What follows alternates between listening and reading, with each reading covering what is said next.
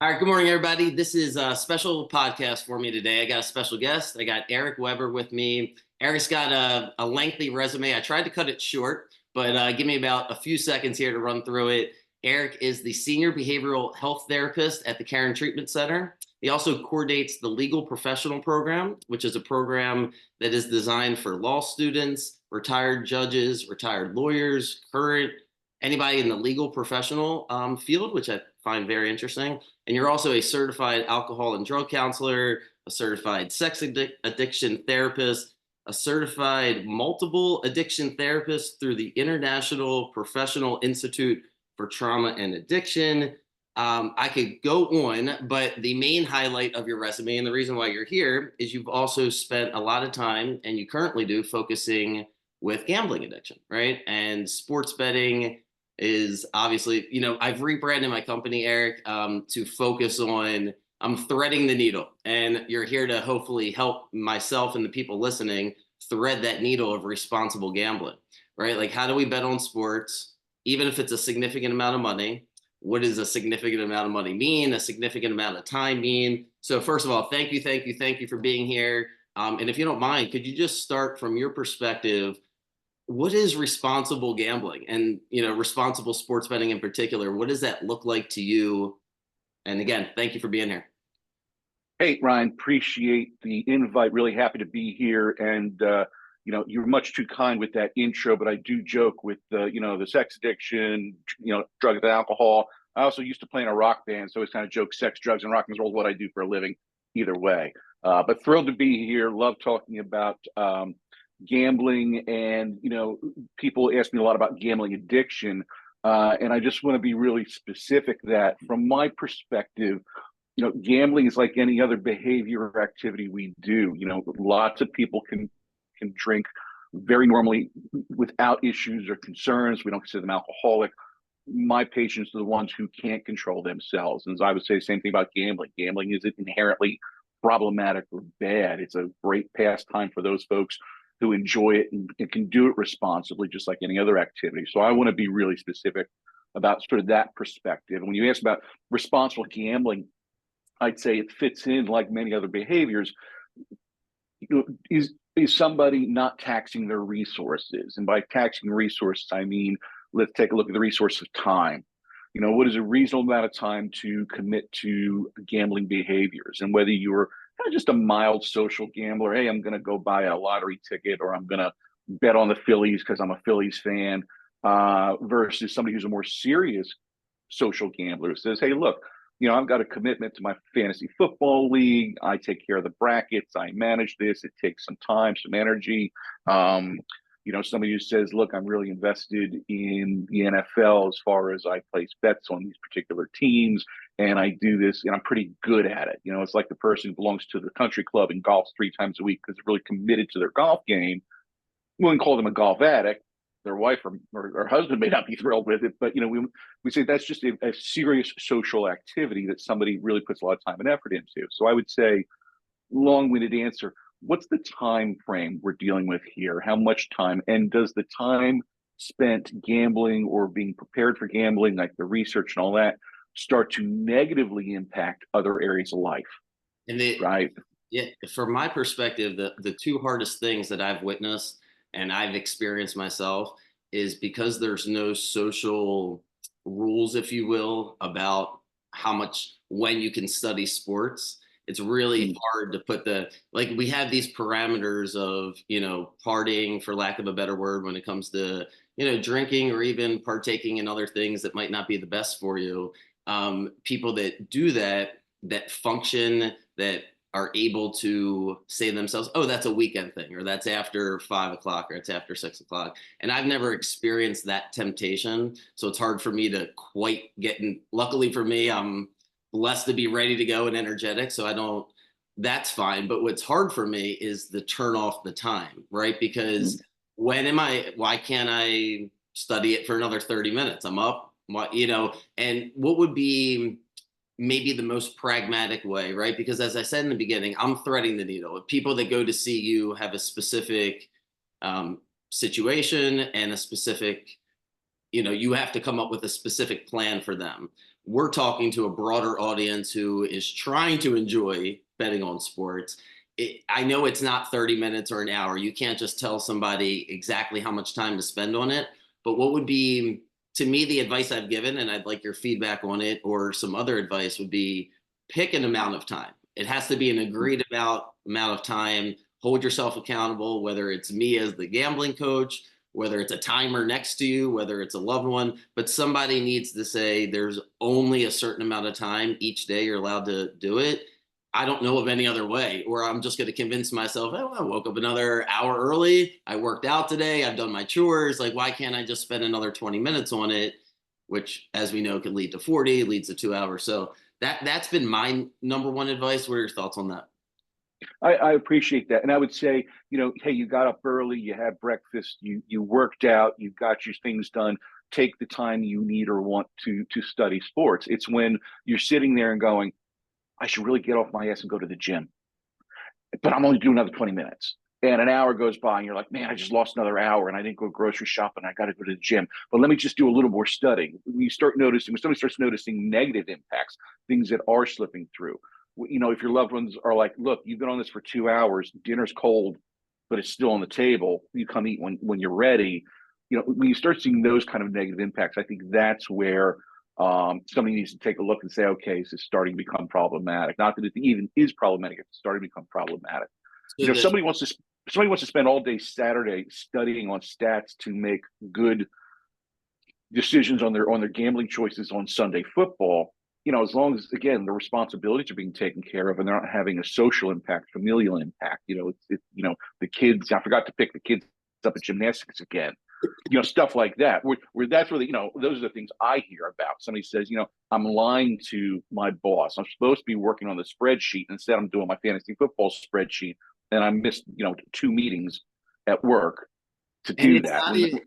Because it's not even the missing, it's the opportunity cost. Like, sometimes you don't even know what you're missing, right? Like, you gave some extreme examples, leaving the kid at gymnastics, but isn't it even just as simple as that was 30 minutes of quality time with the kid or the loved one, right? That you don't even know what the cost of that really is. That's the scary part. Yeah, absolutely. Absolutely. And again, I think to your point earlier, deciding what is a reasonable time for you. That's, for you, if this is your profession, 8 hours a day makes sense. I spend 8 hours a day at work.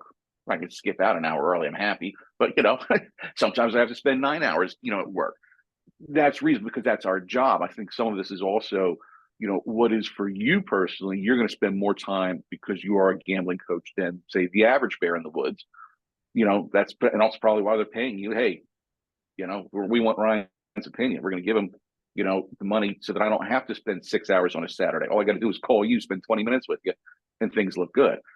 Sometimes that to me sounds like a good trade-off for somebody who says, look, I want it all. And excuse me. So I appreciate that. And I would say everything that goes with the time, the second thing that's the elephant in the room that we have to all deal with every single day, at least in this country and most of the world. Maybe there's some islands, some private places where money doesn't matter somewhere. Maybe you made enough money that you've removed yourself. But I'm assuming everybody listening here has money on, they have to think about money. And the hardest thing in a serious way is, what do you tell somebody, right, in general, who makes a lot of money, or a comfortable amount of money, or works hard for their money, or all of them, right? Combination. It's usually, there's I want as many people to listen as possible, but most sports betting addictions and sports betting issues revolve around men, and they revolve around men, at least in my experience, that have either retired and used to work hard, or are currently in the process of working really hard. And it comes to that, I want to spend my money the way I want to spend my money. And it's really difficult unless you have an individual who's going to be completely honest and say, hey, this is exactly how much money I have. These are my resources. And you can't fly in and say, hey, you should be betting 4% of this, or it doesn't work like that. To me, and again, I wanted your perspective, because if there's other advice, if there's anything that comes to your mind, please tell me. But what I came up with for myself, especially going into this football season, and what I've been telling people is, as much as it's probably not good for my brand, because part of my brand is giving out sports betting advice, we have to assume we're going to lose. That's what we have to do. Like this is going golfing, it's going to the movies, pick vacation, whatever. No matter how much time you're spending on it, because you're betting on, right? Like I think we talked prior, and it's like unless you're going to a middle school, football game where you go into the field and one team is ginormous and the other team's not, and you can trick a parent into betting ahead of time.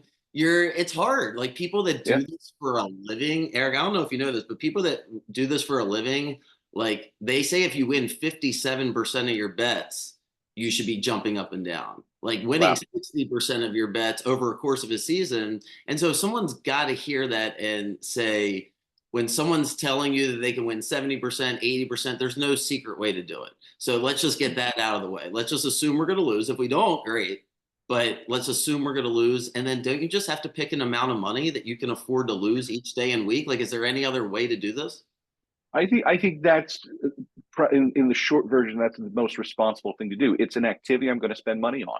If I go golfing, it's going to cost me X amount of time and X amount of dollars, and it may or not be X amount of frustration, right? I was just golfing yesterday, and my buddy says, "Hey, we're not golfing great." I said, "I'm not in the office. I'm out in the sunshine, and I'm hanging out with you. Like, I'm good. I can lose every ball I hit down the fairway. I don't care." But the agreement is I'm going to spend X amount of dollars doing it, and it's going to cost me X amount of time. It's going to cost me. We did 9 holes, it was 2 hours. Know that. So that's what I'm committing to. And I think when we talk about money and gambling, the same thing. Like if I'm going to bet $100, I've got to be willing and able and okay with losing that $100. That's it. Help me with And, it. Oh, I'm sorry. Finish your thought. I'm sorry. Finish your thought. and I think when people get into problems is when they start betting, they lose that understanding. They lose that understanding. The one betting platform is, having skin in the game. Well, yes, I put some money down. I've got, quote, skin in the game. That raises the excitement, raises the dopamine levels in my head, and I'm getting excited.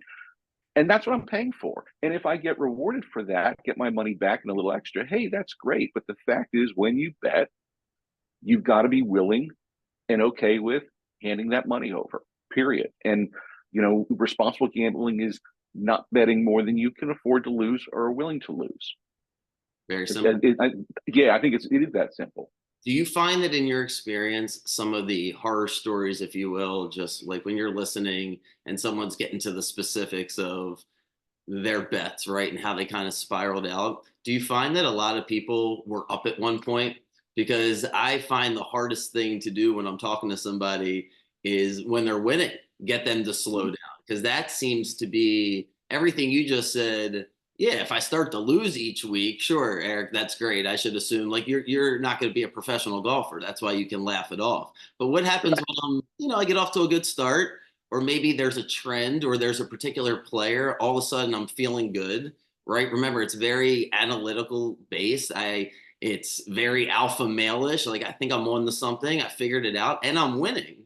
Why Mm-hmm. can't Do you find that that's part of a lot of the stories, unfortunately, that you've heard over the years where someone was just up and then they just bet at that point Yeah, more than they can afford to lose?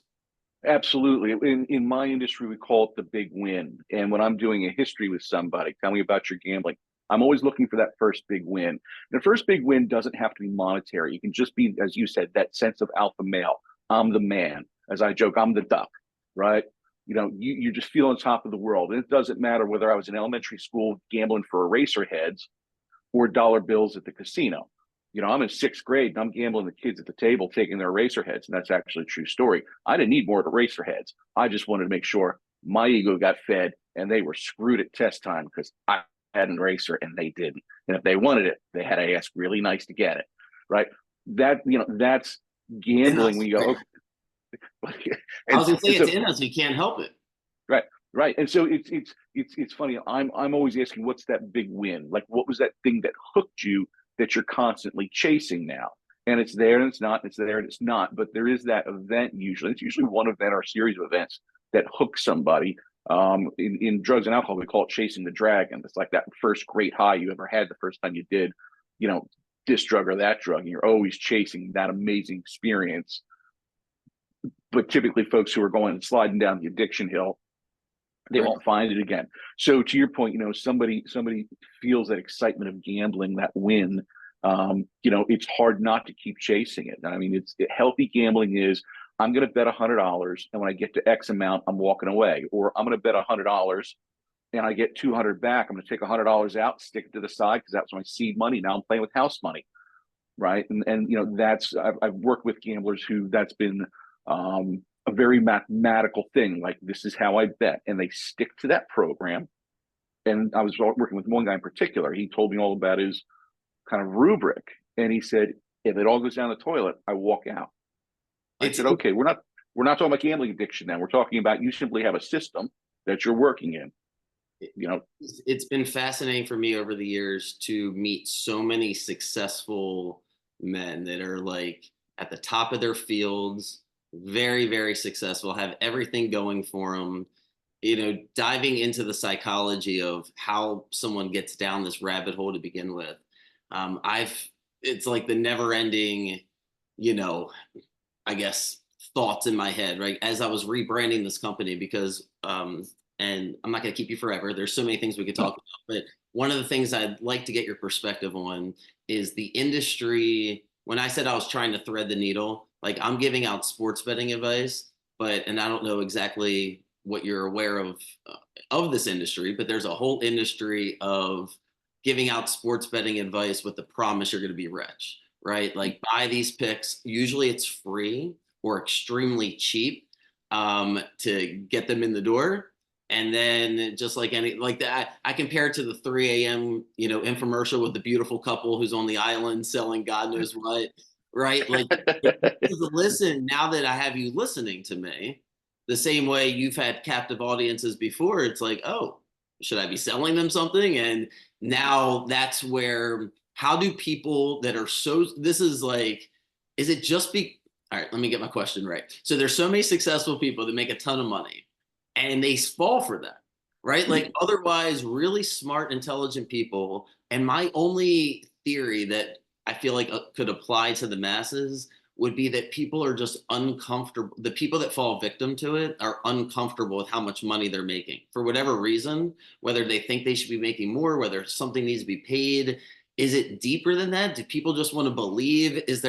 I'm not going to get you to start talking about politics here, but is it the same thing where it's like confirmation bias, where you're like, I want to believe in this so bad. So I want to be sold. Like, I want to create this company and hopefully steer everybody away from that, right? And if you start off by saying, hey, prepare to lose, it's like, wait, I thought I was giving you money for your advice. I'm like, you are, but if I do great, we're almost going to make some money. Like, and you shouldn't follow me blindly, but yet so many people are following other people blindly. Can you speak to that / encourage people to not do that? Because once you do that, then you're going to find the next person. Then you want to find the next person. So sorry for such a long question, but no. Well, and I think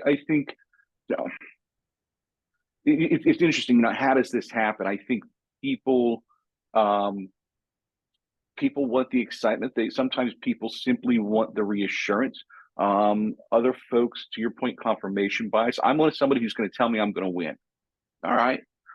I go to a financial advisor. I want somebody who's telling me he's going to make me money. right. Even though he can't guarantee that, or she can't guarantee that. The market kind of goes up and down. It was a playoff game a couple of years ago, the Eagles, and I forget who it was, maybe the 49ers. And it's like, one team had a really great defense, the other offense. It was just like, and the ball wasn't going anywhere. It was almost kind of a shit show of a game. I remember sitting there with somebody, and she's like, why is this game like this? I said, nobody planned on this. Everybody planned to win. And it turned out to be this kind of goofy playoff game, if you will. And I apologize for being very vague about it, because I don't remember that many details.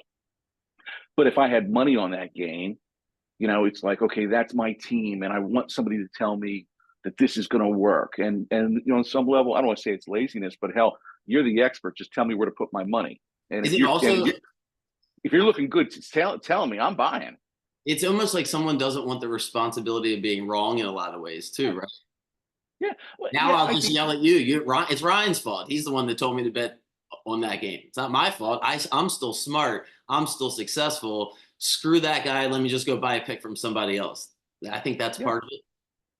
I think that's part of it. I think also just being able to being sold a shiny thing that looks good but maybe doesn't have much substance.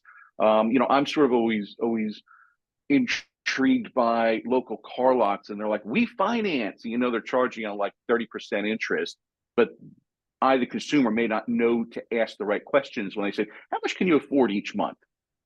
And then I don't figure out the cost of the car, how many months I'm paying monthly. Like, that's a little more complex math than my little pea brain can handle. So I don't ask those questions. And so sometimes I think it's also people may just not know the right questions to ask. Very bright people sometimes aren't aware of the situations they get themselves into. That happens all the time. We can't all be experts at everything. As a sports enthusiast, if I want to gamble a little bit, I sort of just Google whoever's paying the most money for the come up first on Google is going to come up first. And that's the first I'm exposed to when it comes to gambling coaching, right? So if you don't come up first, I may not find you.